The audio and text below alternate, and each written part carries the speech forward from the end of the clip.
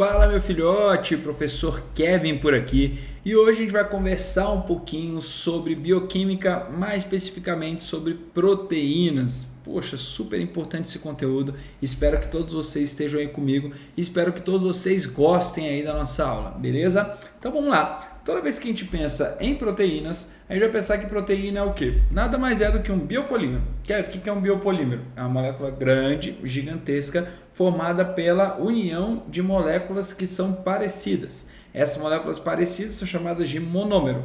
Na biologia, cada monômero, cada unidade formadora, ela tem um nome. E o nome aqui nosso é aminoácido, perfeito? Então a gente pode falar que a proteína nada mais é do que um conjunto de aminoácidos. O que é aminoácido e por que esse nome, Kevin? Aminoácido nada mais é do que uma molécula onde eu tenho um grupo amina ou amino e a gente tem um grupo carboxila ou ácido carboxílico, por isso o nome aminoácido. Todo aminoácido tem essa parte igual. O que muda de um aminoácido para outro é o radical. Então você tem por volta de 20 radicais diferentes na biologia, logo você tem por volta de 20 aminoácidos diferentes na biologia. E aí quando eu junto esse aminoácido, como vocês estão vendo aqui, cada bolinha dessa aqui, aminoácido, quando eu junto esses vários aminoácidos, eu vou formar uma proteína, por exemplo, aqui a albumina, proteína do clara do ovo, tá? Então, provavelmente você já comeu ovo de galinha, certo? E ao comer ovo de galinha, você tem a clarinha do ovo ali, chamada de albumina, certo? A albumina é um tipo de proteína, certo? E é justamente esse conjuntinho de aminoácidos.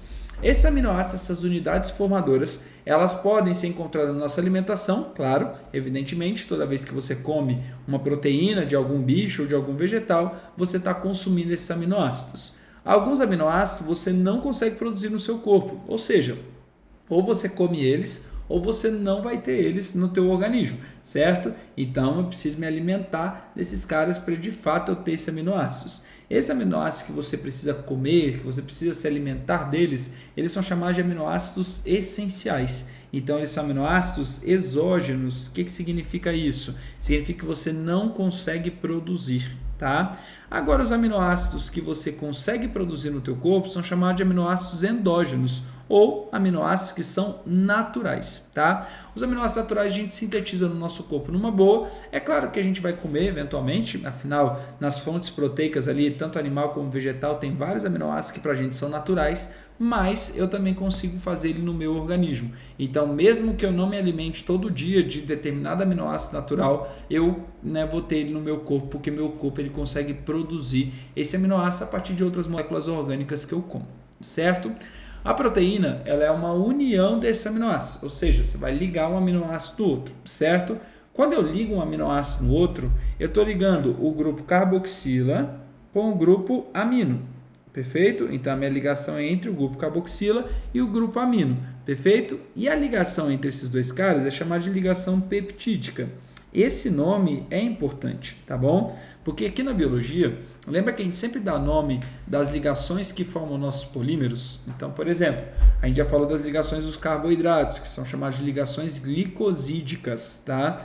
A dos aminoácidos a gente vai chamar de peptídica. Daqui a pouco tem de DNA, que a gente vai chamar de fosfodiéster. Então, cada ligação química que une monômeros na biologia, a gente dá nome. Então, é super importante que você saiba que o nome ligação peptídica é o nome justamente da estrutura que vai formar a minha proteína ali, tá?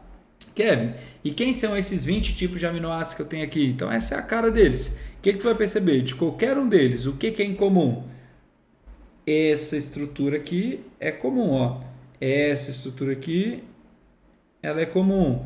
Essa estrutura aqui, ela é comum. Tudo igual entre todos os aminoácidos. O que muda, Kevin? Muda isso aqui, ó. Aqui tem o CH3, aqui tem esse trem grandão, aqui outra coisa, aqui outra coisa. Então essa estrutura aqui, ó, que muda, eu vou até pegar uma outra corzinha aqui para ficar legal. Ó, verdinha aqui, ó.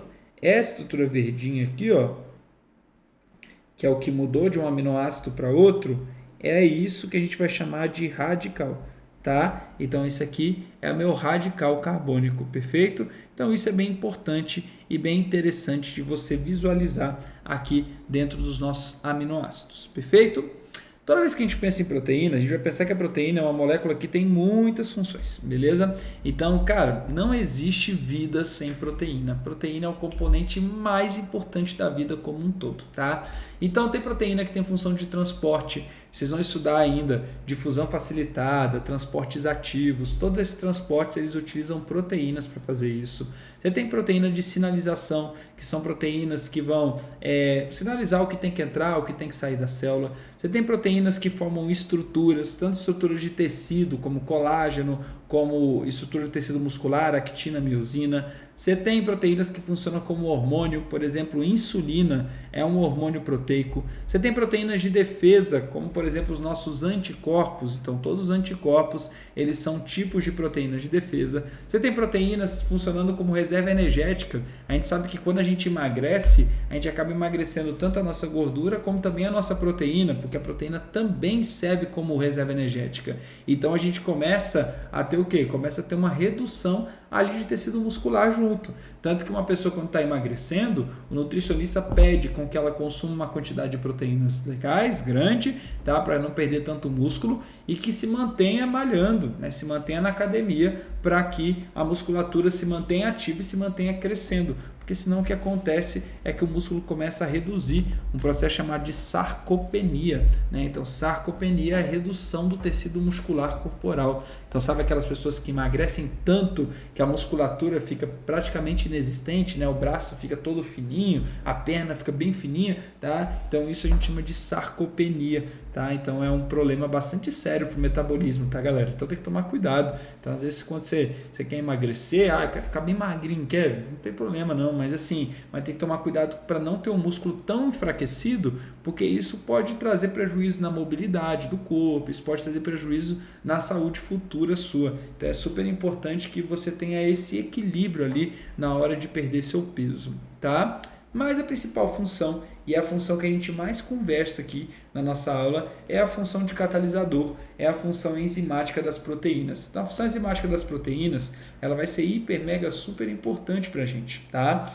Justamente porque a partir delas é onde eu vou ter, né, a nossa aulinha aqui de proteína, e a partir delas onde eu vou ter o metabolismo do corpo funcionando, tá? Não existe metabolismo sem enzimas, então eu preciso da enzima, desse catalisador ali para você, perfeito?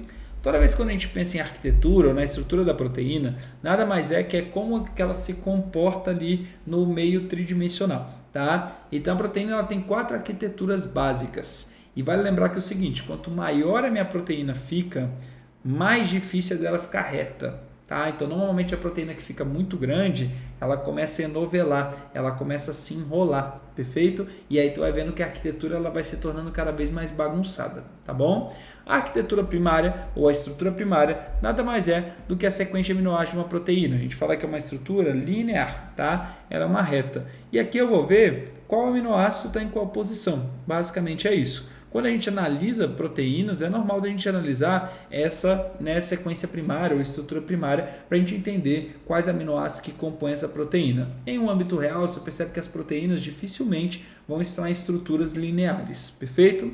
A estrutura secundária ela é uma estrutura onde eu vou ter um grau de enovelamento dessa proteína. Tem como aparecer de duas formas. Tem como aparecer em alfa-hélice, que parece aquele espiralzinho de caderno ou um fio de telefone, né? Que ela fica toda em espiral. E tem como ela aparecer também numa estrutura chamada de folha beta, que é quando ela parece um telhadinho de casa, como se fosse assim, ó. Um telhadinho de casa. A gente chama isso de folha beta. As duas, elas são estruturas secundárias.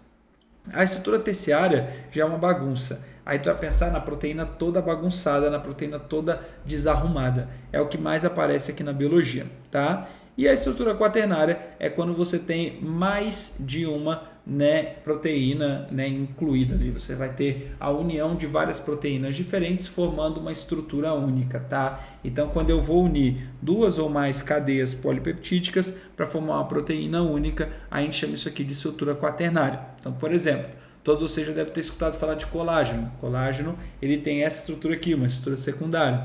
Já escutaram falar de mioglobina, que é uma enzima, né, que ela transporta oxigênio dentro do músculo. A mioglobina, ela tem uma estrutura terciária, beleza? Agora, quando a gente pega a estrutura quaternária, por exemplo, a hemoglobina, que é quem transporta oxigênio no sangue, aí sim ela já é uma formação de 4 globulinas diferentes, então ela tem uma estrutura quaternária. Perfeito? Quando a gente pensa em enzimas, por que a estrutura é importante para a enzima? Porque a enzima ela é um catalisador biológico, ou seja, ela tem a funcionalidade de acelerar as reações químicas do corpo. Porém, as enzimas elas são muito específicas. E essa especificidade delas, elas têm a ver com duas coisas. Primeira coisa, tem a ver com geometria molecular. Ou seja, o formato, tá, do meu processo, formato do meu substrato, que é com quem ela reage, em relação ao formato do sítio ativo da enzima, certo? Que é aonde que da enzima, a parte da enzima que vai reagir com aquele substrato. Então o formato importa, tá? Antigamente a gente achava que só o formato importava, e aí a gente falou do modelo chave-fechadura. O que seria o modelo chave-fechadura? Então, por exemplo, isso aqui é a chave da minha casa, legal? Aí, na chave da minha casa, eu vou colocar bem aqui, ó, vou colocar bem em zoom aqui para você. Na chave da minha casa, você vai ver que tem uns dentinhos aqui, legal? Se um chaveiro ele for fazer a cópia dessa chave, o que ele vai fazer? Ele vai copiar o formato dessa chavezinha aqui, legal? Agora, pergunto para você, importa a liga metálica que formou a chave? Não, para a chave só importa o formato do dente e a partir do formato do dente ela vai abrir minha porta, perfeito? E a gente acreditava que era assim a enzima, a gente acreditava que era só por geometria molecular. Só que tinha enzimas que reagiam com mais de um substrato, então mesmo ela sendo muito específica, ela tinha capacidade de reagir com mais de uma coisa. E a gente começou a se perguntar, como? É como se eu tivesse duas chaves diferentes abrindo minha porta de casa. E aí, como? Como que isso é possível? Tá? E aí o que a gente percebeu é que, na verdade, a geometria molecular não precisa ser exatamente igual, porque depois que a enzima interage com o substrato, os dois mudam o formato levemente e eles se ajustam um ao outro, parecendo que um foi feito para o outro, certo? Então, o que a gente está pensando aqui é no modelo chamado de ajuste induzido, que diz exatamente que, além da geometria molecular do cara, eu também vou analisar o que a gente chama de afinidade química. E a afinidade química nada mais é do que a capacidade que os caras têm de se ligar. A capacidade que o substrato tem de se ligar ao sítio ativo da minha enzima, certo? E a gente chama isso de ajuste induzido, tá bom? As enzimas, elas costumam aparecer com o sufixo -ase. Então, toda vez que você vê na biologia um trem que tem o nome ase, você vai lembrar que isso pode ser uma enzima. Então, por exemplo, sacarase, a enzima que degrada a sacarose. Proteases, enzimas que degradam outras proteínas. Tá? Disacaridase, enzimas que degradam disacarídeos. Lactase, um tipo de disacaridase, que degrada a lactose. Então, esse sufixo ase, normalmente, ele está relacionado com nomes de enzimas, perfeito? Então, toda vez que aparecer ase na biologia, lembra que tu está falando aqui, muito provavelmente, de uma enzima, certo? E tem alguns fatores que eles acabam atuando, alterando o formato da minha enzima, certo? Então, por exemplo, se eu altero o formato da minha enzima, se eu mudo esse formato dela aqui, tu concorda comigo que essa interação enzima-substrato também vai mudar? E se essa interação enzima-substrato mudar, o que vai acontecer? Essa enzima ela vai ter uma atividade menor do que a atividade que ela foi feita. Então a gente percebe que um organismo biológico ele faz a enzima para um meio específico, de temperatura específica e pH específico. Mas Kevin, por que temperatura e por que pH? Vem aqui comigo. Toda vez que a gente pensa em temperatura não é grau de agitação das moléculas? Então, se eu tenho uma estrutura aqui bonitona e ela está bem assim, ó, toda enrolada, se eu agito mais essa molécula, se eu aumento a temperatura, a tendência é que essa molécula ela mude a conformação estrutural dela. E ao alterar essa conformação estrutural dela, o que vai acontecer? Ela vai ter uma alteração justamente na arquitetura proteica. E isso vai alterar diretamente a funcionalidade, a atividade que essa enzima vai ter. certo? Então, sempre quando você pensar, né, em temperatura, você vai lembrar que a temperatura ela altera o formatão da molécula. Então, o que a gente percebe? Que toda enzima ela é feita para funcionar numa temperatura ou numa faixa de temperatura específica. Então, por exemplo, aqui ó, eu tenho uma faixa de temperatura que a gente chama de temperatura ótima. Se eu diminuir essa temperatura ou aumentar a temperatura, tu vai percebendo que a atividade enzimática, que é esse nome aqui, ó, atividade enzimática, ela vai o quê? Ela vai começar a cair.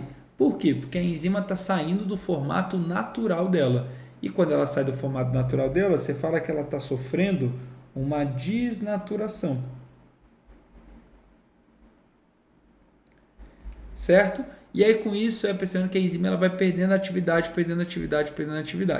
Por exemplo, nós humanos, nós somos animais que somos homeotérmicos. Se a gente é homeotérmico, significa que a gente funciona numa temperatura boa de 36,5. O que acontece quando a gente tem febre? A gente aumenta essa temperatura corporal, 38,5, 39, 39,5. Se eu chego a 39,5, 40 graus, isso é um problemaço, porque minhas enzimas todas começam a desnaturar.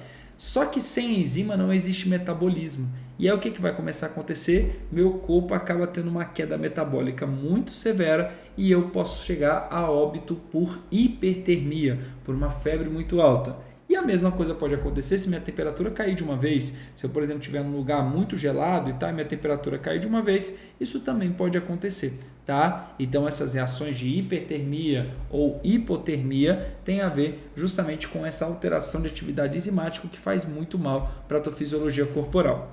Além disso, o pH também ele funciona da mesma forma. Toda enzima ela é feita por um pH ótimo. Então, por exemplo, a pepsina é uma enzima que atua no teu estômago. O teu estômago tem um pH super ácido. Então, o pH ótimo de atuação dela é ácido. Se eu coloco ela num ambiente mais básico, mais alcalino, geralmente ela não costuma funcionar bem. Por quê? Porque ela acaba desnaturando, certo? A mesma coisa acontece para a tripsina, por exemplo, que é uma enzima do seu intestino. Então, o pH ótimo dela é básico, pH igual a 8. Se eu colocar ela numa estrutura, certo, menor do que 8 ou maior do que 8, você vai perceber que ela não vai funcionar legal. Por isso que é tão importante manter as suas cavidades corporais legal, extremamente equilibradas, extremamente boas em relação à estrutura como um todo. Fechou? Quando a gente pensa em outros tipos de fatores, você tem a concentração do substrato sendo um fator super importante de controle enzimático. Perfeito? O que a concentração do substrato significa? Concentração do substrato é a concentração daquilo com que a enzima vai reagir, certo? Então, se a enzima ela reage com o substrato, na hora que a enzima interagir com ele, o que vai acontecer? Ela vai promover aquela reação e essa reação é o que vai me trazer atividade enzimática. Se eu tiver num ambiente sem nenhum substrato, se eu tiver num ambiente sem nenhuma estrutura, o que vai rolar, velho? Você vai ter justamente o ambiente onde a enzima não está funcionando direito. Então, por exemplo, a amilase salivar da tua boca, ela degrada carboidrato. Se eu, Kevin, agora não comer nenhum carboidrato, qual vai ser a atividade dessa enzima? Zero. Perfeito? Agora, se eu começar a comer um pão, tu concorda comigo que a quantidade de amido na minha boca começa a aumentar? Se a quantidade de amido na minha boca começa a aumentar, o que vai acontecer? A minha enzima começa a funcionar mais. Então, quanto mais substrato eu tenho, quanto mais ele aumenta aqui, ó, mais cresce a minha atividade enzimática. Só que chega um momento que a minha atividade enzimática ela vai atingir o valor máximo de funcionalidade dela, que é o que a gente chama de ponto de saturação. E a partir desse momento não adianta você colocar mais substrato, porque o teu corpo ele não vai conseguir funcionar mais em relação àquele substrato. Perfeito aqui? Então, por isso que muitas vezes, quando você vai montar uma dieta, prefere-se que você coma várias vezes porções menores, porque depois que você chega no valor máximo da tua enzima, teu corpo não vai processar aquele alimento da melhor forma possível. E aí você vai acabar produzindo mais fezes, mais resíduos e vai ter menos tipos de absorção metabólica, principalmente daquilo, né, que você tem dificuldade ali de conseguir absorver no teu organismo, tá bom? Ligado a isso, a gente consegue visualizar também uma estrutura chamada de inibidores enzimáticos. O que são inibidores enzimáticos? O inibidor é o que faz uma enzima parar de funcionar. E aí você tem dois tipos de inibidores que podem estar presentes. Um inibidor que é chamado de competitivo e não competitivo. Competitivo é quando eu tenho dois substratos que reagem com a mesma enzima. E como eles reagem com a mesma enzima, eles meio que estão competindo por aquela enzima. Então a enzima ela diminui o poder de atividade dela em relação a um dos substratos. Então, por exemplo, a enzima que degrada o etanol e o metanol é a mesma no teu corpo, tá? Então vamos supor que eu tenho uma pessoa que foi envenenada por metanol. Foi lá comprar uma bebida falsificada e ao comprar uma bebida falsificada, ela acabou ingerindo uma quantidade grande de metanol. O que vai acontecer? A enzima do corpo dela vai começar a degradar o metanol e começar a absorver o metanol, e esse metanol ele acaba, fazendo mal ali para a pessoa como um todo. Se eu colocar etanol nessa pessoa, que é um álcool que também é tóxico para a gente, mas é menos tóxico que o metanol, o que vai acontecer? Essa mesma enzima que estava processando só o metanol, ela vai começar a processar o metanol e o etanol, certo? Então, o que vai rolar? A atividade dela agora ela vai estar dividida entre dois substratos. Com isso, a ação dela sobre o metanol apenas começa a diminuir, certo? Então, eu estou inibindo a ação dela com o metanol, colocando um outro substrato ali em contato com ela. A gente chama isso de inibição competitiva. Os substratos eles estão competindo pelo quê? Pela enzima ali específica. A inibição não competitiva é uma substância que reage direto na enzima. Ela age direto ali na enzima, fazendo com que a enzima pare de funcionar. E quando a enzima para de funcionar, o que vai acontecer? A degradação dela do substrato vai diminuir também automaticamente. Então você está inativando a enzima de forma direta. A gente chama isso aqui de inibidor não competitivo. Beleza? Parece complexo, mas não é muito não, tá? Competitivo é quando tem mais de um substrato, não competitivo quando você tem uma toxina que reage diretamente na enzima, certo? Simples assim, bem simplesão da gente entender, certo?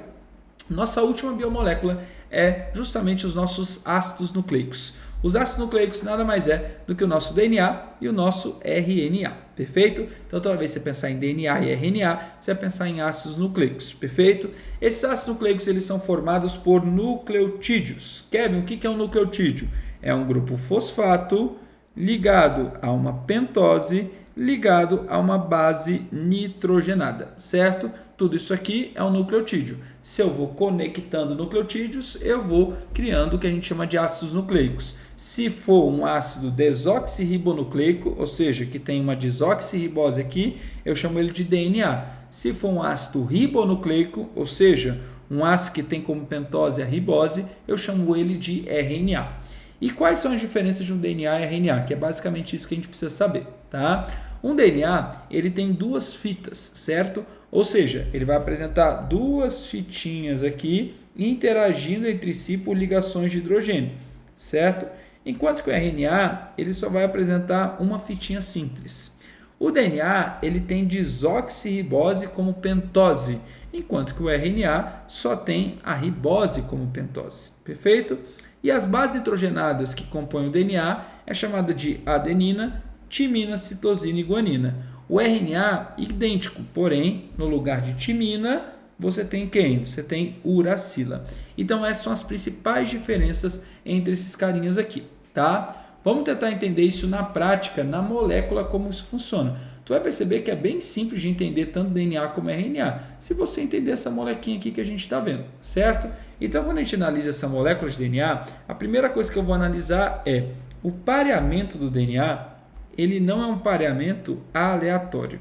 Então, toda vez que eu pensar no pareamento de DNA, você vai pensar que sempre que eu tiver adenina de um lado, do outro lado tem que ter timina. Então, por exemplo, aqui tem adenina de um lado, aqui tem timina. Toda vez que eu tiver citosina de um lado, do outro lado tem que ter o quê? Guanina. Então, aqui tem citosina de um lado, do outro lado tem guanina, certo? Tu vai perceber que o DNA tem uma fita de cabeça para cima, ó. Olha para ela aqui, ela está de cabeça para cima e a outra fita está de cabeça para baixo. A fita de cabeça para cima, você chama ela de fita 5 linha, 3 linha. A fita de cabeça para baixo, você chama ela de fita 3 linha, 5 linha, certo? Então você vai perceber que o DNA ele tem duas fitas, duas cadeias polinucleotídicas, que são antiparalelas. O que significa isso? Significa que uma está de frente com a outra, porém elas estão o quê? Uma de cabeça para cima e a outra está de cabeça para baixo, certo? Quando a gente analisa essa molécula de DNA, o que a gente vai perceber? Que a adenina e timina, elas fazem duas ligações de hidrogênio. O que é ligação de hidrogênio, Kevin? É o que vai unir as duas fitas, perfeito? É uma interação intermolecular. E entre adenina e timina você tem duas, enquanto que entre citosina e guanina você tem 3 ligações de hidrogênio, certo? Se a adenina sempre vai parear com timina e citosina sempre vai parear com guanina, tu concorda comigo, então, que eu vou ter um número idêntico contando as duplas fitas de adenina, de timina, de citosina e guanina? A gente chama isso aqui de regra de Chargaff. Então, o que o Chargaff ele me disse? Ele me disse que se eu pegar a adenina mais guanina, que é o que a gente chama de purinas, que são as bases nitrogenadas que tem, 2 anéis, tá vendo? Bases maiores, beleza? E dividir pela quantidade de pirimidinas, pirimidinas, que são as bases nitrogenadas que tem um anel, timina e citosina, só tem um anel. Se eu pegar as duas e dividir em uma com a outra, isso aqui sempre vai ser igual a 1. Sempre. Em outras palavras, o que ele queria dizer? Que o número de adeninas sempre vai ser igual ao número de timinas. E o número de citosinas sempre vai ser igual ao número de guaninas. Isso aqui é muito, muito, muito importante, tá? Porque você pega uma questão zona lá e o cara vai lá e fala assim, no DNA tem 50 adeninas, certo? Então, quantas... E no total ele tem 2.000 nucleotídeos, perfeito? Então, quantas citosinas que eu vou ter? Aí você consegue fazer esse cálculo. Por quê? Se o número de adenina é igual ao de timina, só sobra uma variável para a gente conseguir ali calcular, tá? Então são questões legais, provavelmente você já fez essa questão aí na sua vida, tá? E você vai fazer muito mais depois dessa aulinha aqui, beleza? Então super, hiper, mega importante você saber essa relação básica, mais importante. A molécula de RNA... esqueci de um detalhe, desculpa, galera. Tem um detalhezinho que é bem legal. Eu falei para vocês que toda ligação na biologia tem um nome. E a ligação que une 2 nucleotídeos, que é essa ligação aqui, essa ligaçãozinha aqui, acho que eu vou até fazer ela de uma outra cor aqui, de roxinho aqui embaixo, fazer ela aqui, Essa ligação aqui, ela é chamada de ligação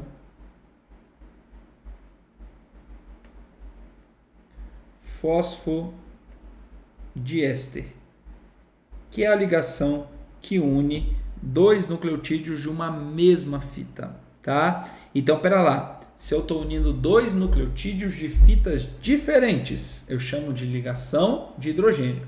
Se eu estou unindo 2 nucleotídeos de mesma fita, a gente chama de ligação fosfodiéster. Ligação fosfodiéster é uma ligação covalente, ligação de hidrogênio é uma ligação, na verdade é uma interação intermolecular, tá bom? Então isso é importante de você saber. O RNA, por sua vez, ele é uma molécula que só tem uma fita, tá? E aí o RNA, ele tem 3 tipos de RNA principais, perfeito? RNA mensageiro, RNA transportador ou de transferência e RNA ribossômico. O RNA mensageiro, ele é um RNA que serve justamente para carregar a sequência de aminoácidos que vai ter uma proteína. Então é ele que carrega a informação para formar uma proteína, perfeito? Por isso que a gente chama de mensageiro, porque é ele que está carregando a mensagem. O RNA transportador, ele é o cara que vai transportar aminoácidos pelo citoplasma. Então é ele que vai pegar o aminoácido que está no citoplasma e levar esse aminoácido para o ribossomo para que a gente consiga fazer a síntese proteica. E o RNA ribossômico, ele é o meio que? Ele é o meio, catalisador ali. É ele que vai fazer as ligações peptídicas. É ele que vai constituir o ribossomo ali, que é o cara responsável pela produção de proteínas dentro de uma célula. Beleza?